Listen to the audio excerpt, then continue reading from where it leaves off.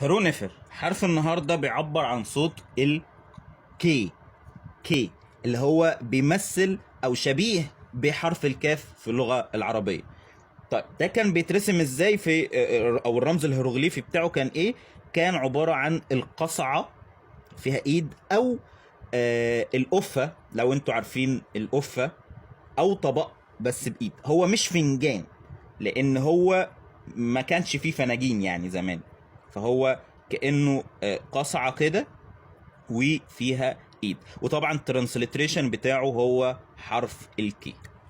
طب لو احنا عايزين نرسم بخط فيلو، هتعمل نفس القصعه عادي جدا، وهتعمل الودن بتاعتها او الايد بتاعتها، وهتروح منزل من هنا خط كده، فهيبقى قريب من حرف الكاف وفي نفس الوقت شكل القصعة. ممكن ده اختياري مش اساسي، ممكن تحط هنا همزة عشان تعبر عن حرف الكاف، بس ده مش حاجة اساسية يعني. لو احنا عايزين خط ارفع اهو، شكل القصعة، ودن القصعة او ايد القصعة، وادي الالف بتاعت الكاف. لو احنا عايزين خط ارفع من كده اهو، شكل القصعة وايد القصعة او ودنها